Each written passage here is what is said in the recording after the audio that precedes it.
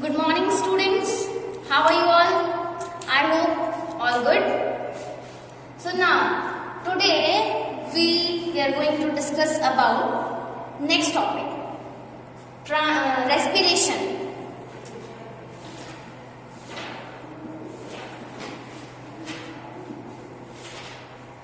इसका जो बेसिक जो इंट्रो पार्ट था वो हम लोग प्रीवियस लेक्चर वीडियो में देख चुके हैं। तो अभी रेस्पिरेशन के बारे में आप लोगों को क्या क्या पता है कि इसमें कौन कौन सी प्रोसेस इन्वॉल्व होती है। ब्रीदिंग इसमें इन्वॉल्व होती है।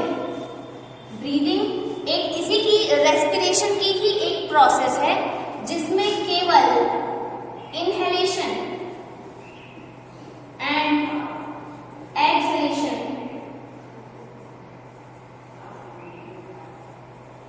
ऑफ एयर होता है। और उस एयर में inhalation of oxygen and exhalation of carbon dioxide in both the cases, plants and animals. ठीक है।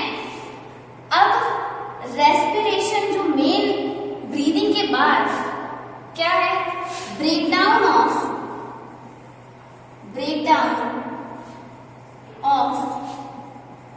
Organic material in the cells and release energy, ठीक है, in the form of ATP or NADPH।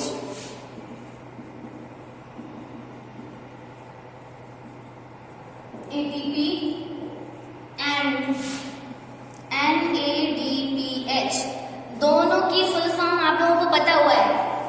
ATP adenosine triphosphate, NADP या NADPH, NADP की full form nicotinamide,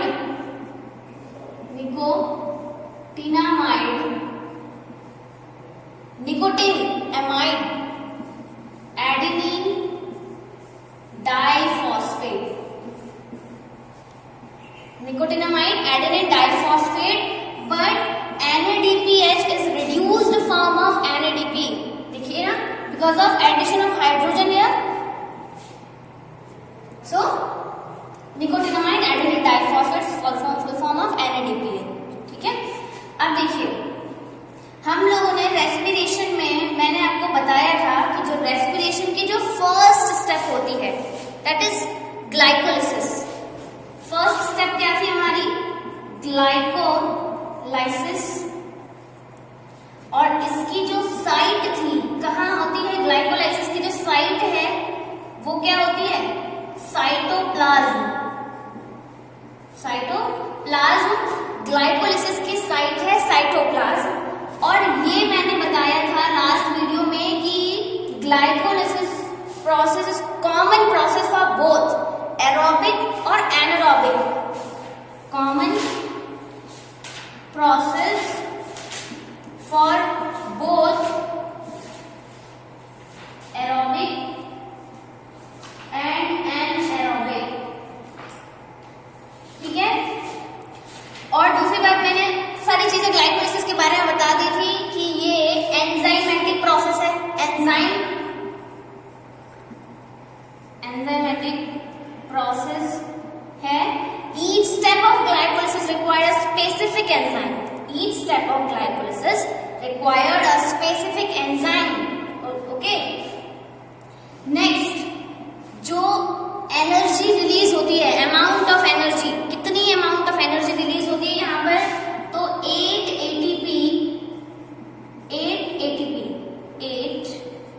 ATP का यहाँ पर release होता है। यहाँ तक जो ग्लाइकोलाइसिस की प्रोसेस होती है वहां तक कोई डिसीजन नहीं होता कि ये एरोबिक है प्रोसेस या फिर एनारोबिक प्रोसेस है। ओके। ग्लाइकोलाइसिस क्या है, कॉमन प्रोसेस है। ठीक है। और ये भी बताया था मैंने ये 10 स्टेप प्रोसेस है। कैसी है, 10 स्टेप प्रोसेस है। तो अगर पूछा जाए कि 10 स्टेप प्रोसेस है यहाँ पे, तो हर प्रोसेस में एंजाइम की जरूरत होती है। ठीक है ना। दूसरी बात यहाँ पर देखिए,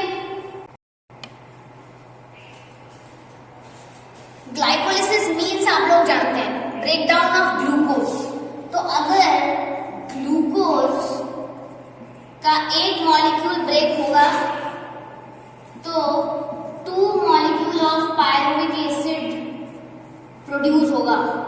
2 molecule of pyruvic acid produce होगा।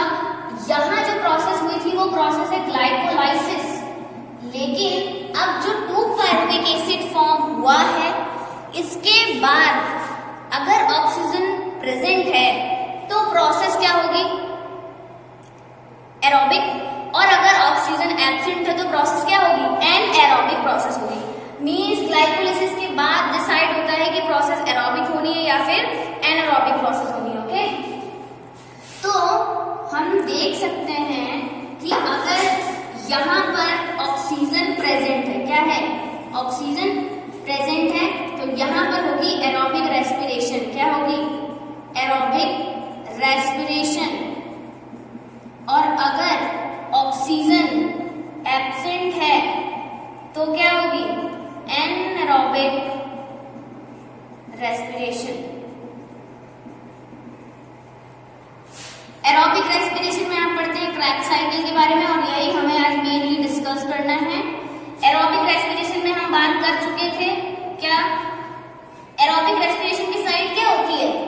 इसकी भी साइट है, इसकी साइट है साइटोप्लाज्म। क्या है? Cytoplasm. Cytoplasm site of anaerobic respiration. ठीक है, ये दो में डिवाइड होगा, एक मस्कुलर रेस्पिरेशन जो मस्कुलर था,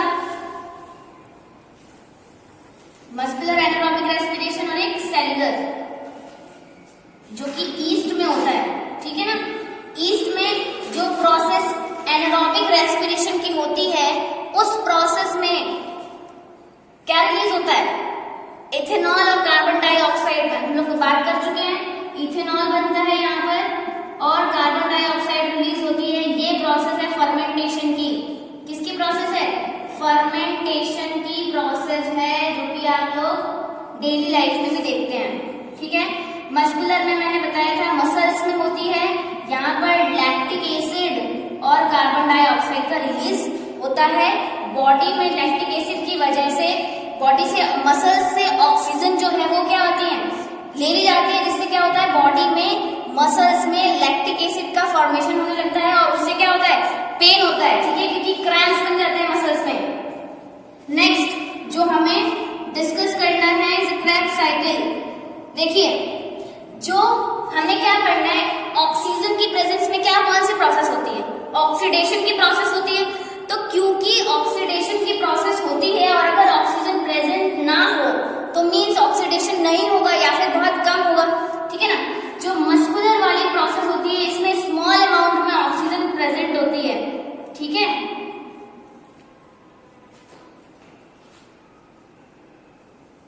ये लेक ऑफ ऑक्सीजन। ठीक है, ईस्ट में जो है वो प्रॉपरली एब्सेंट होती है, यहां पर ऑक्सीजन प्रेजेंट होती है। ठीक है, जो क्रेब्स साइकिल होती है या एरोबिक रेस्पिरेशन होती है, इसकी साइट होती है आपकी माइटोकॉन्ड्रिया। क्या होती है? माइटोकॉन्ड्रिया, या कह सकते हैं माइटोकॉन्ड्रियल मैट्रिक्स।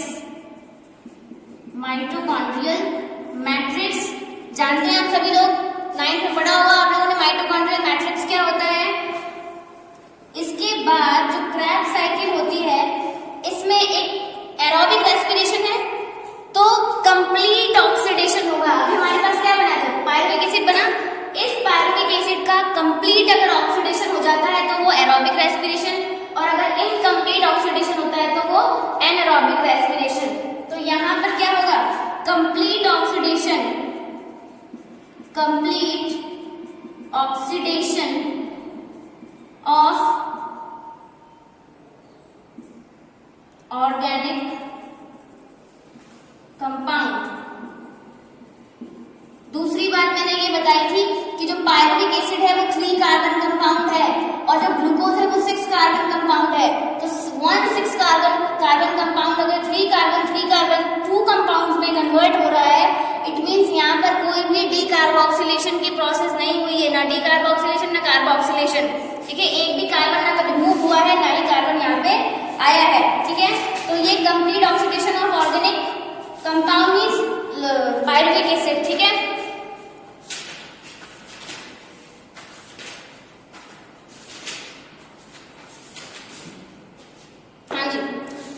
यहाँ पर कंप्लीट और यहाँ पर क्या होगा फिर इनकम्प्लीट, तो यहाँ पर क्या लिखेंगे, इधर लिख देते हैं इनकम्प्लीट। मेरे पास स्पेस नहीं है थोड़ा सा, इसलिए मैं थोड़ा ऊपर लिख रही हूँ उसको, आप लोग समझ जाएंगे। जो एनारोबिक रेस्पिरेशन में है इनकम्प्लीट ऑक्सीडेशन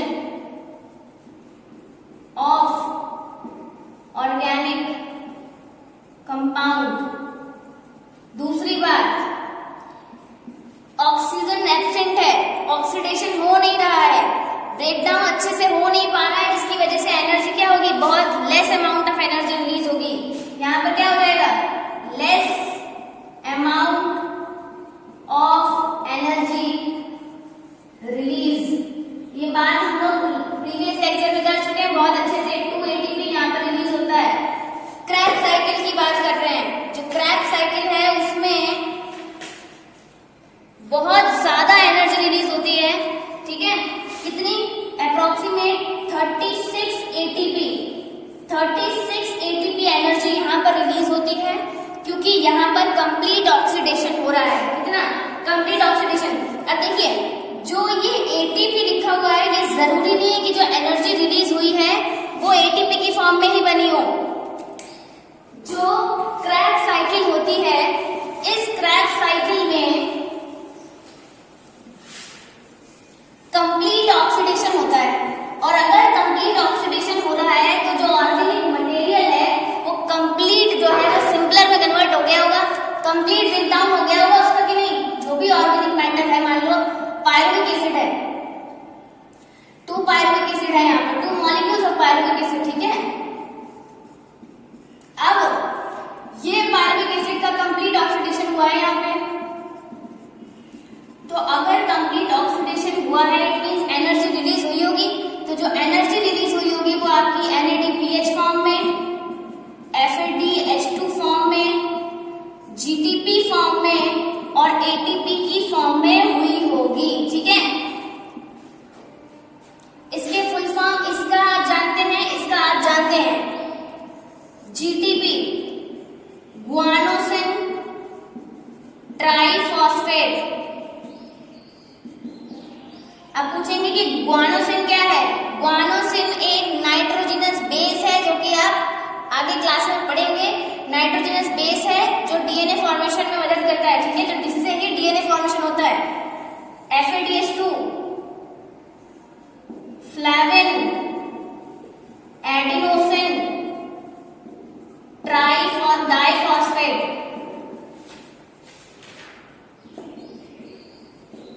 समझ में आई? चलिए, एक मेन बात और कि जो अगर 2 पायरुविक एसिड हैं तो 2 पायरुविक एसिड से 2 क्रैब साइकिल होंगी। मींस एक पायरुविक एसिड रिस्पॉन्सिबल होगा एक क्रैब साइकिल को स्टार्ट कराने के लिए। मींस 2 पायरुविक एसिड रिस्पॉन्सिबल होंगे 2 क्रैब साइकिल्स को चलाने के लिए। समझ में आई मेरी बात? देखिए, अगर पूछा जाए क्रैब साइकिल का नाम क्रैब साइकिल क्यों है, क्योंकि एक साइंटिस्ट थे क्रैब, ठीक है, उन्होंने ही इसकी डिस्कवरी की थी, इसलिए इसका नाम क्रैब साइकिल है। दूसरा एक और नाम है इसका, सिट्रिक एसिड साइकिल। ऐसा क्यों? क्योंकि इसका जो फर्स्ट प्रोडक्ट बनता है एसिटाइल कोएंजाइम और ऑक्सिलो एसिटिक एसिड को मिला करके जो प्रोडक्ट बनता है वो बनता है सिट्रिक एसिड, इसीलिए इसको सिट्रिक एसिड साइकिल भी बोलते हैं। एक और नाम ट्राई कार्बोक्सिलिक एसिड साइकिल, ठीक है। जो नाम याद रखने हो वो रख लो, अगर थोड़े तीनों याद हो जाएंगे तो कोई प्रॉब्लम वाली बात नहीं है, ठीक है। ये आपकी क्रैब साइकिल हो गई। मैंने बता दिया कि इसमें आपका बहुत ज्यादा एनर्जी रिलीज होता है, इसीलिए क्योंकि यहाँ पर complete oxidation of organic compound होता है, जो कि हमारा ग्लाइकोलिसिस के थ्रू हमें मिला था, ठीक है। अब देखिए एक चीज और, जब क्रैब साइकिल स्टार्ट होती है तो उसके बाद एक कंपाउंड होता है, मतलब उसके पहले एसिटाइल कोएंजाइम ए। तो एसिटाइल कोएंजाइम ए रिस्पॉन्सिबल होता है क्रैब साइकिल को स्टार्ट करवाने के लिए। ठीक है, ये बात आप नोट कर लेंगे कि एसिटाइल कोएंजाइम ए रिस्पॉन्सिबल होता है क्रैब साइकिल को स्टार्ट करवाने के लिए, क्योंकि वही एसिटाइल कोएंजाइम ए और ऑक्सिलो एसिटिक एसिड मिलकर के फर्स्ट सिट्रिक एसिड फॉर्मेशन करते हैं। ठीक है, ये आपका क्रैब साइकिल हो गया। ज्यादा ही हो गया, जितना आपको पढ़ना था उससे ज्यादा ही हो गया। ठीक है, तो ये काफी है इतना।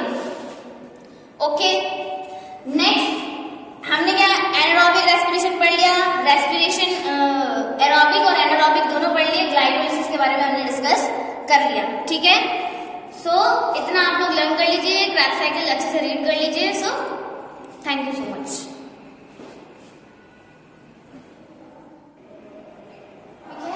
Human respiratory system. ठीक है, देखिए प्लांट्स में ना तो डाइजेशन के लिए कोई सिस्टम होता है, ना ही रेस्पिरेशन के लिए कोई सिस्टम होता है।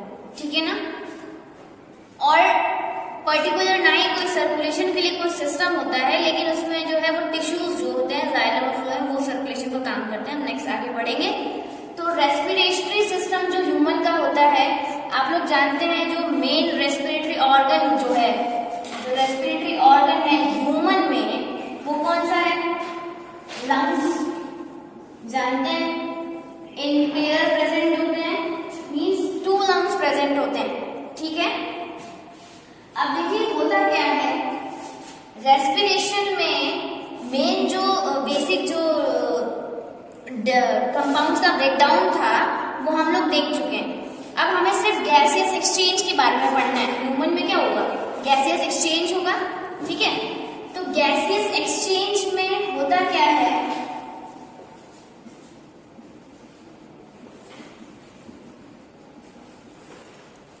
उसके लिए जो भी हमारी इनहेल करने वाली जो गैस होगी ऑक्सीजन, ठीक है, और एक्सेल वाली कार्बन डाइऑक्साइड, तो जो इनहेल वाली जो गैस होगी उसको कई पासेज से गुजरकर हमारे लंग्स में वो एंटर करती है। ठीक है, और लंग्स में भी एक स्पेसिफिक साइट होती है जहां पर गैसियस एक्सचेंज होता है, दैट इज एल्वियोलाई। ठीक है, तो गैसेस एक्सचेंज करने के लिए सबसे पहले तो ठीक है ना कि जो ऑक्सीजन है वो एयर में ही तो होगी, बाहर एनवायरमेंट में ही तो होगी। ये ऑक्सीजन जो है हमारे पहले नॉस्ट्रिल्स में एंटर करेगी, नॉस्ट्रिल से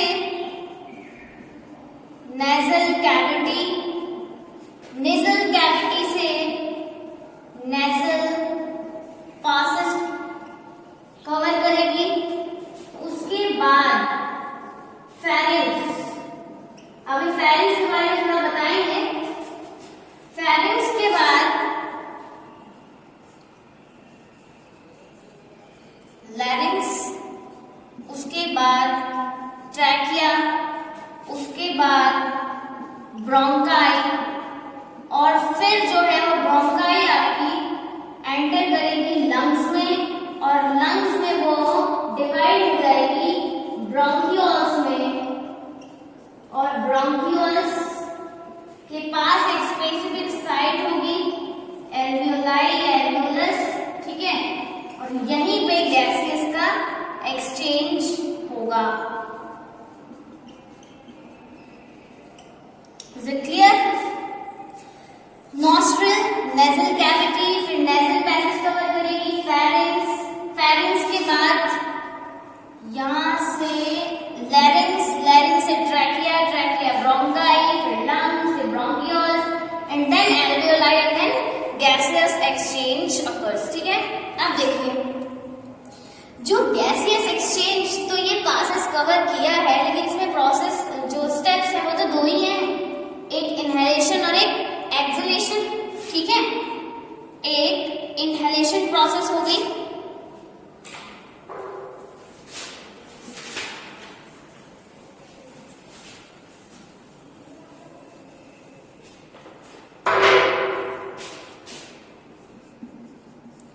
inhalation and exhalation।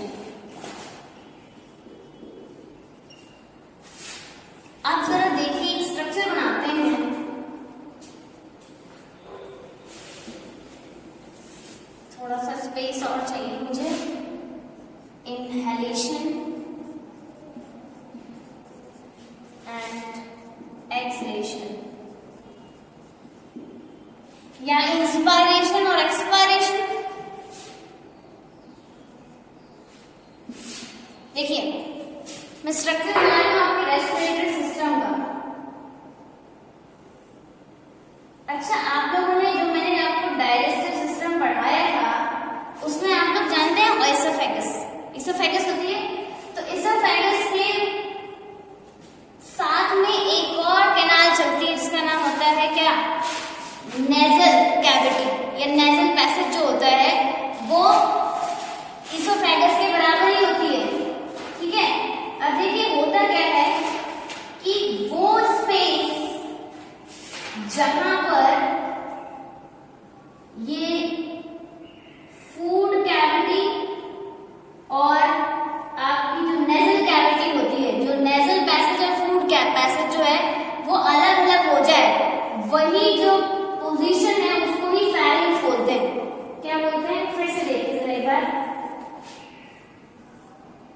अभी फूड तो सीधा आ रहा है ना माउथ में, एयर भी आ रही है, लेकिन जैसे ही वो डिवीजन होगा जहां पर केवल और केवल रिस्ट्रिक्शन हो जाता है कि यहाँ पर केवल फूड ही जाएगा और यहाँ पर केवल एयर ही जाएगी, तो वो जो स्पेस है ये मान लो आपकी इसोफेरिंक्स हो गई,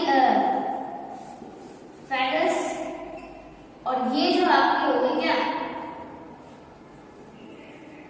नेजल पैसेज हो गया।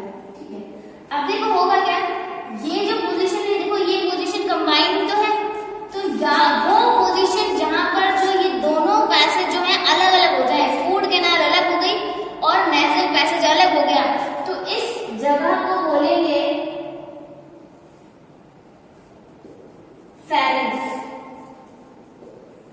ठीक है, ये जो इधर एयर आ गई इसको बोलेंगे नेजोफेरिंक्स, और यहाँ जहां पर जो एयर जो फूड कैविटी आ गई वहां पर उसको क्या बोलेंगे, ईसोफेरिंक्स। ठीक है, तो ईसोफेरिंक्स में केवल फूड एंटर करेगा और नेजोफेरिंक्स में केवल और केवल क्या एंटर करेगी, एयर एंटर करेगी। ये हो गया डिफरेंशिएशन आपका फेरिंक्स में। ठीक है, अब देखिए होगा क्या,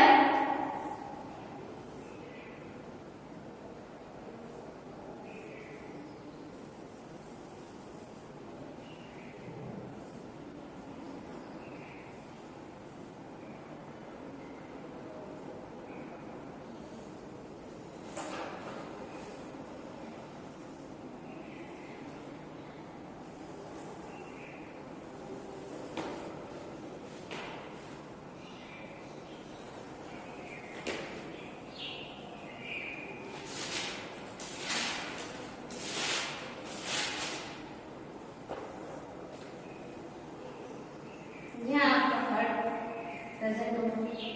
ठीक है,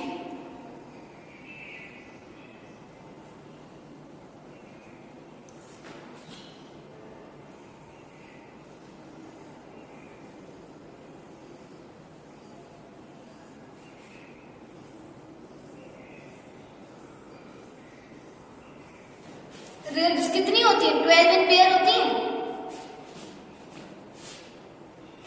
जहां देखो ये जो पोर्शन है ये है आपका ट्रैकिया। क्या है, ट्रैकिया। ट्रैकिया के ऊपर एक बॉक्स लाइक स्ट्रक्चर होता है, इस बॉक्स लाइक स्ट्रक्चर को बोलते हैं लैरिंक्स। क्या बोलते हैं, लैरिंक्स।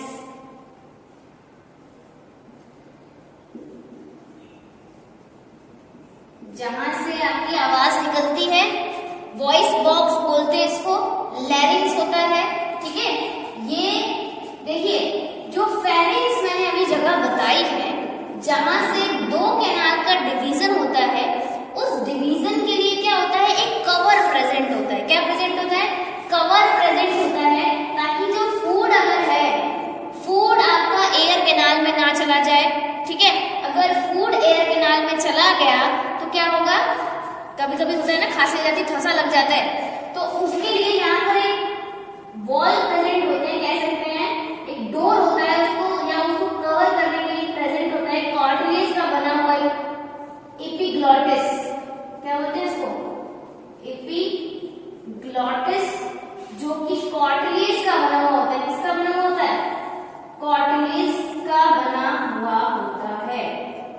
ये बात आप लोग याद रखेंगे कि जो एपिग्लॉटिस है वो रिस्ट्रिक्ट करता है कि जो फूड है वो एयर कैनाल में एंटर ना कर जाए, ठीक है, और कार्टिलेज का बना होता है।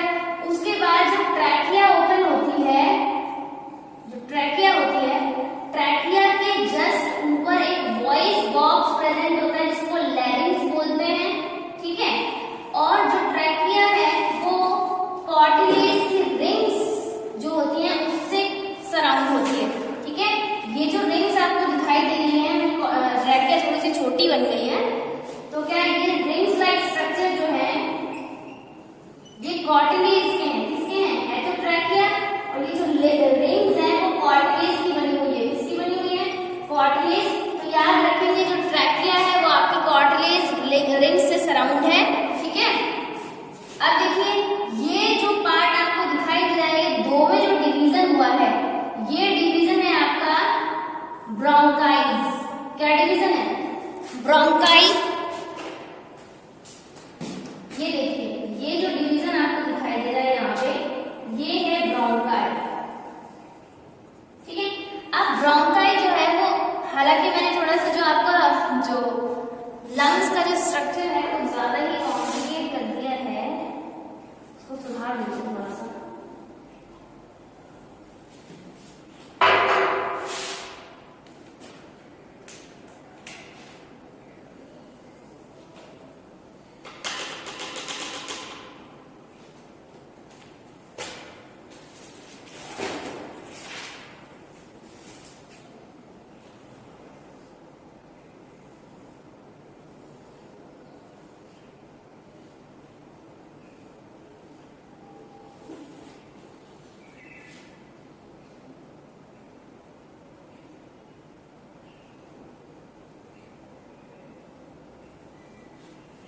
यहाँ आपका हार्ट प्रेजेंट होगा,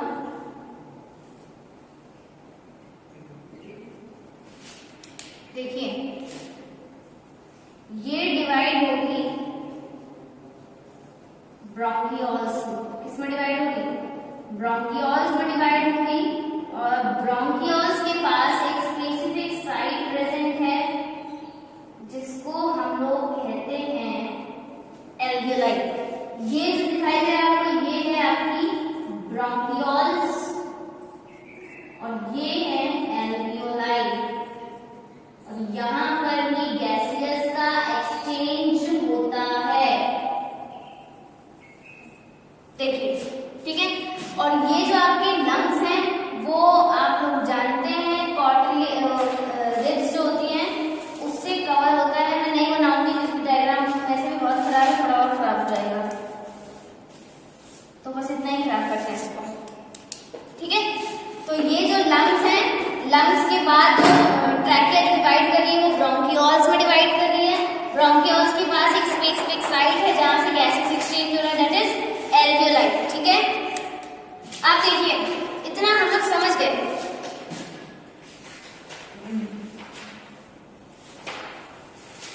आप देखिए ये जो प्रेजेंट है ये है डायफ्राम, क्या है, डायफ्राम।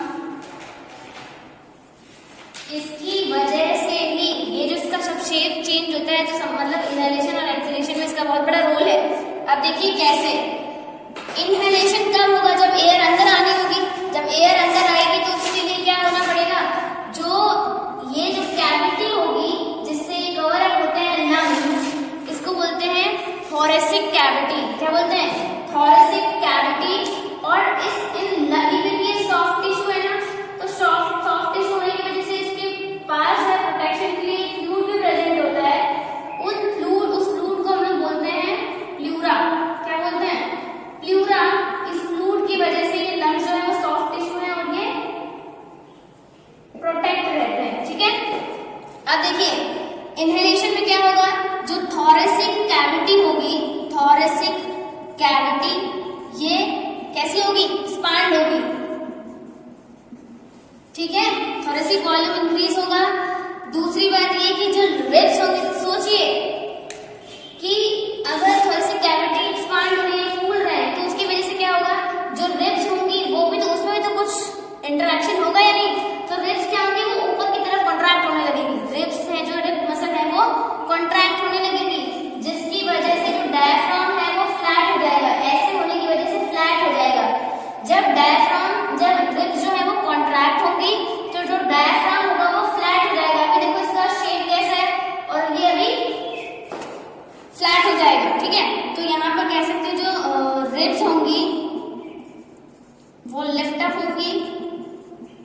जिसकी वजह से जो डायफ्राम होगा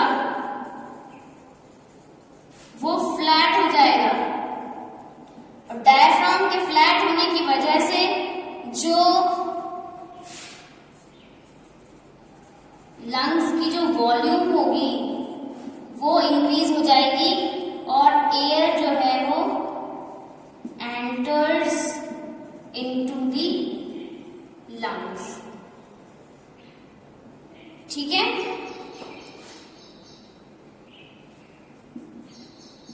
थोरैसिक कैविटी की वॉल्यूम इंक्रीज हो जाएगी। ठीक है, बिल्कुल उल्टा यहां पर हो जाएगा एक्सलेशन में।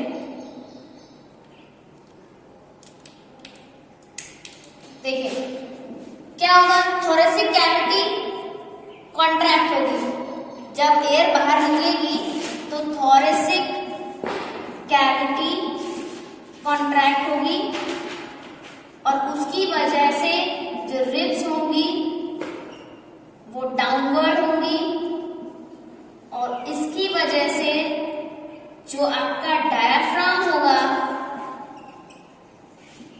वो नॉर्मल हो जाएगा, और नॉर्मल होने की वजह से जो एयर है वो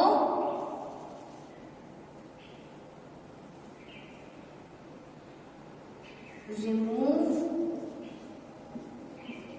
from the lungs to outside. ठीक है, थोरैसिक कैविटी एक्सपैंड होने की वजह से रिब्स जो रिब्स थी यहाँ पर रिब्स जो है कॉन्ट्रैक्ट होंगी। सोचिए जब रिब्स कॉन्ट्रैक्ट होंगी तो ये ऊपर की तरफ उठेगा, जब ऊपर की तरफ उठेगा तो जो डायफ्राम होगा वो फ्लैट हो जाएगा, और डायफ्राम के फ्लैट होने की वजह से कैविटी की जो वॉल्यूम होगी वो इंक्रीज हो जाएगी, और एयर जो है वो बॉडी लंग्स के अंदर आ जाएगी। उसका जस्ट उल्टा एक्सलेशन में होगा, थोरैसिक कैविटी कॉन्ट्रैक्ट होगी, रिब्स जो है वो डाउनवर्ड हो जाएंगी, जिससे जो डायफ्राम होगा वो नॉर्मल हो जाएगा, और जो एयर होगी वो आउटसाइड द लंग्स चली जाएगी। ठीक है, तो इतनी बात एक्सलेशन और इनहेलेशन के बारे में आपको समझ में आ गई। नेक्स्ट एक चीज और लास्ट बतानी है कि जो आपका जो गैसियस एक्सचेंज होता है वो केवल 3 साइड पे होता है। क्या? जो गैसियस, इसको नोट कर लेंगे आप लोग, वीडियो पॉज करके इसको नोट कर लीजिए। ठीक है, अब देखिए जो आपकी जो गैसियस एक्सचेंज होती है वो 3 साइड पे होती है। 3 साइड जो गैसियस एक्सचेंज होनी है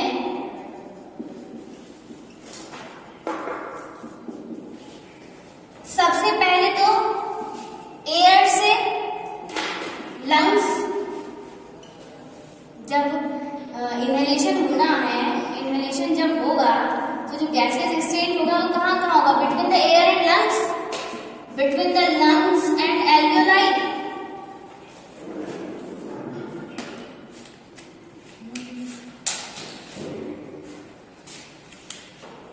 between the lungs and alveoli,